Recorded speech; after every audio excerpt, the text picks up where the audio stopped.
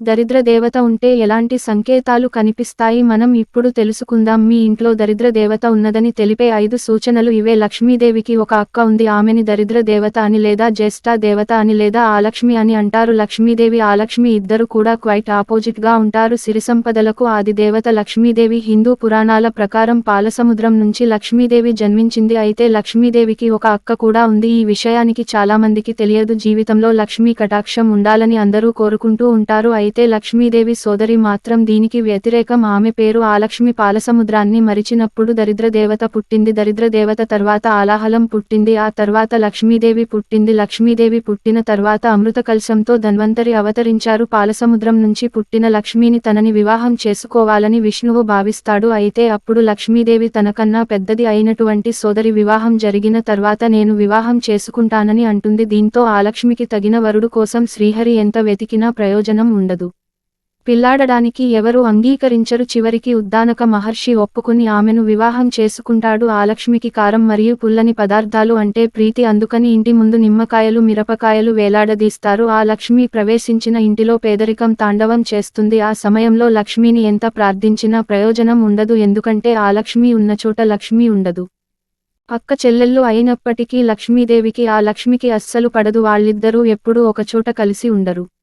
ఏ మనిషి కూడా దరిద్ర దేవత ఇంట్లో ఉండాలని కోరుకోడు. ఎందుకంటే దరిద్ర దేవత ఇంట్లో ఉంటే ఎప్పుడూ దరిద్రం తాండవిస్తుంది. దరిద్ర దేవత ఇంట్లో ఉంటే కొన్ని సూచనలు మనకి కనిపిస్తూ ఉంటాయి. అలాంటి సూచనలు కనిపించినప్పుడు దరిద్ర దేవతను వెళ్ళగొట్టే పరిహారాలు చేయాలి. అప్పుడే దరిద్ర దేవత మీ ఇంటిని వదిలి వెళుతుంది. మరి ఇంతకీ దరిద్ర దేవత ఇంట్లో ఉంటే ఎలాంటి సూచనలు కనిపిస్తాయని విషయాన్ని ఈరోజు మనం తెలుసుకుందాం వివరంగా. మొదటి సూచన, ఎవరింట్లో అయితే అందరూ ఎప్పుడూ నీరసంగా ఉంటారో ఆ ఇంట్లో దరిద్ర దేవత ఉన్నదని అర్థం చేసుకోవచ్చు. అంటే కొంతమంది ఇల్లు చూస్తే ఆ ఇంట్లో వాళ్ళు ఎప్పుడూ నీరసంగా ఓపిక లేనట్టు ఉంటారు. ఏ పనిని గబగబా చేయరు. నిదానంగా ఎందుకురా బాబు ఈ పని చేస్తున్నాం అన్నట్టు చేస్తూ ఉంటారు. అలా ఇంట్లో వారందరూ కారణం లేకుండా నీరసంగా ఉన్నారంటే ఆ ఇంట్లో దరిద్ర దేవత అనగా జ్యేష్ఠదేవి ఉన్నదని సంకేతం. ఇక రెండవ సూచన ఏమిటంటే, ఏ ఇంట్లో అయితే దరిద్ర దేవత ప్రవేశించి నివాసం ఏర్పరచుకుంటదో ఆ ఇంట్లోని పిల్లలు దరిద్రులు, మాట వినరు, మొండికేస్తూ ఉంటారు, పెద్దవాళ్లకు ఎదురు చెబుతూ ఉంటారు, పెద్దవాళ్ల పట్ల అసలు గౌరవం చూపించరు. ఇది దరిద్ర దేవత ఇంట్లో ఉందని తెలిపే రెండవ సూచన. ఇక మూడవ సూచన ఏమిటంటే, ఆడవాళ్లు ఊరికే ఏడవడం. ఏ ఇంట్లో దరిద్ర దేవత ఉంటుందో ఆ ఇంట్లోనే ఆడవారు చిన్న విషయాలకే ఏడుస్తూ ఉంటారు, చిన్న మాటలకే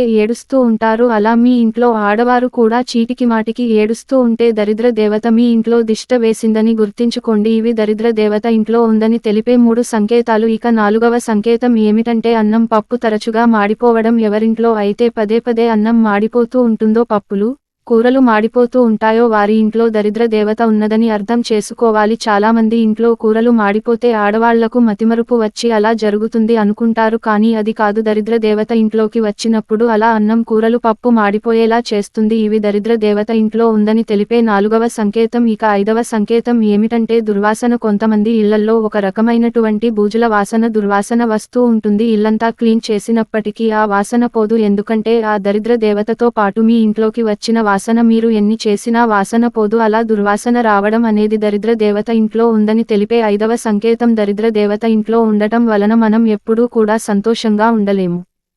ఎప్పుడు ఏదో ఒక బాధ మనల్ని పట్టి పీడిస్తుంటుంది. మరి దరిద్ర దేవతను బయట పంపించాలంటే కొన్ని ప్రత్యేకమైన చిట్కాలను పాటించాలి. మరి ఆ చిట్కాలు ఏమిటంటే, ప్రతిరోజు స్నానం చేసిన తర్వాత చిటికెడు పసుపు కలిపి ఆ పసుపు నీటిని ఇంట్లో అన్ని గదుల్లో చల్లాలి. అలా చల్లితే దరిద్ర దేవత తొందరగా ఇల్లు వదిలి వెళ్లిపోతుంది. తద్వారా లక్ష్మీదేవి మీ ఇంట్లోకి అడిగి పెడుతుంది. అలాగే నెలకు ఒకసారి అయినా ఇంట్లో ఉన్న పూజలు దులిపి ఇల్లంతా శుభ్రం చేసుకుంటూ ఉండాలి. అలా చేయడం వలన దరిద్ర దేవత ఇంట్లో నుండి పారిపోతుంది. ప్రతిరోజు కూడా పూజ గదిలో అగరవత్తులు వెలిగించండి. సువాసనలు వెదజల్లే ఇంట్లో దరిద్ర దేవత అసలు ఉండదు. అలాగే ఎండు కొబ్బరి పొడితో సాంబ్రాన్ని గుగ్గిలం కలిపి వారానికి ఒకసారి ఆ పొడితో ఇంట్లో ధూపం వేస్తే దెబ్బకు దరిద్ర దేవత మీ ఇల్లు వదిలి పారిపోతుంది. ఎందుకంటే ఆ ధూపం చాలా శక్తివంతమైనది. ఇలా దరిద్ర దేవత ఇంట్లో ఉందని సూచనలు కనిపించినప్పుడు ఈ చిన్న చిన్న చిట్కాలు పాటించినట్లయితే తప్పక దరిద్ర దేవత మీ ఇంటిని వదిలి వెళ్లిపోతుంది. తద్వారా లక్ష్మీదేవి మీ ఇంట్లోకి అడిగి పెడుతుంది. అలాగే ఇప్పుడు అసలు ఏ పనులు చేయటం వల్ల దరిద్ర దేవత మన ఇంట్లోకి ఆకర్షిస్తుందని విషయాన్ని విషయాన్ని కూడా మనం తెలుసుకున్నాం. మన జీవితంలో ఎన్నో తప్పులు చేస్తూ ఉంటాం. అవి చిన్నవే కదా అని తేలికగా తీసుకుంటూ ఉంటాం, కానీ అవి మన పాలిట శాపంగా మారుతాయి. అలాగే మన ఇంట్లో దరిద్ర దేవత తిష్ట వేసుకోవడానికి కారణాలవుతాయి. తెల్లవారిన తర్వాత ఎక్కువ సేపు పొద్దుపోయే వరకు నిద్రించకూడదు. చాలామంది ఇళ్లల్లో చూసుకుంటే తెల్లవారిన తర్వాత సూర్యుడు నడి నెత్తి మీదకి వచ్చే వరకు పడుకునే ఉంటారు, కానీ అలా చేస్తే దరిద్ర దేవత మీ ఇంటి వైపు ఆకర్షింపబడుతుంది. దరిద్ర దేవత మీ ఇంటి వైపు ఆకర్షింపబడకుండా ఉండాలంటే సూర్యోదయం కాకముందే నిద్రలేవాలి.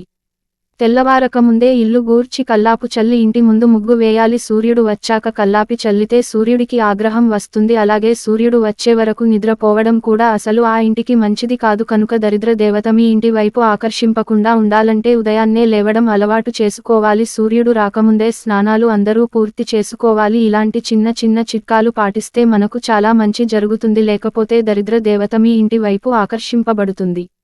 మీకు ఇబ్బందులు ఎదురవుతాయి. అలాగే ఉదయం నిద్ర లేచిన తర్వాత దుప్పటి ఒకసారి దులిపి చక్కగా మడతపెట్టి తర్వాత బయటకు రావాలి. నిద్రలేచి దుప్పటి మంచం మీద అలా పడవేయకూడదు. ఏ ఇంట్లో వారైతే దుప్పటి మడత పెట్టకుండా అలా వదిలేస్తారో ఆ ఇంట్లోకి దరిద్ర దేవత ఆకర్షింపబడుతుంది. అందుకే మంచం మీద దుప్పటి ఖచ్చితంగా మడత పెట్టాల్సిందే. భోజనం చేసిన తర్వాత అలాగే కూర్చోకూడదు. ఎంగిలిపళ్యం అలాగే ఉంచకూడదు. తొందరగా దాన్ని శుభ్రం చేసుకుని తీరాలి. తన తర్వాత చేయి కడుక్కోకుండా అలాగే కూర్చుంటే దరిద్ర దేవత కూడా మనతో పాటు కూర్చుంటుంది. దరిద్ర దేవత ఆకర్షింపబడి ఇంట్లో వాళ్ళు అనారోగ్యాలు ఫాలో అవుతారు. అలాగే దరిద్ర దేవత మన ఇంటి వైపు ఆకర్షింపబడకుండా ఉండాలంటే మాసిన బట్టలను ఉతికిన తర్వాత మీరు స్నానం చేయాలి. బట్టలు ఉతికిన నీళ్లు కాళ్ల మీద పోసుకోకూడదు. అలా పోసుకుంటే మీకు దరిద్రం పడుతుంది. అంతేకాదు దరిద్ర దేవత మీ ఇంటి వైపు ఆకర్షింపబడకుండా ఉండాలంటే వంటగదిలో పాత్రలు పట్టుకోవడానికి ఉపయోగించే మసి గుడ్డలను పొద్దుపోయిన తర్వాత ఉతకకూడదు. అలాగే చీపురును ఎప్పుడూ కూడా నిలబెట్టకూడదు. సాయంత్రం పూట ఎప్పుడూ కూడా నిద్రపోకూడదు. అలాగే సాయంత్రం సమయంలో భార్యాభర్తలు కలవకూడదు. ఎవరితో గొడవ పడకూడదు. సాయంత్రం ప్రదోషకాలంలో ధ్యానం చేసుకుంటే చాలా మంచిది. సాయంత్రం 6 తర్వాత ఇంటికి ఉప్పు సూది కోడిగుడ్లు వంటివి తీసుకురాకూడదు. ఒకవేళ వాటిని తెచ్చుకుంటే దరిద్రాన్ని మీ వెంట తెచ్చుకున్నట్లే. అలాగే సూర్యాస్తమయం తర్వాత ఇల్లు ఊడకూడదు. స్త్రీలు ఇంట్లో జుట్టు విరబోసుకుని తిరగకూడదు. తెలియక చేసే ఇలాంటి పనుల్లోనే ఇంట్లోకి దరిద్ర దేవత వచ్చి చేరుతుంది. అందుకే మనం కాస్త జాగ్రత్తగా వ్యవహరించి మన ఇంట్లోకి దరిద్ర దేవతని రాకుండా చూసుకోవాలి. ఈ వీడియో నచ్చితే లైక్ చేసి సబ్స్క్రైబ్ చేసుకోండి. మళ్ళీ తిరిగి వచ్చే వీడియో కోసం ధన్యవాదములు.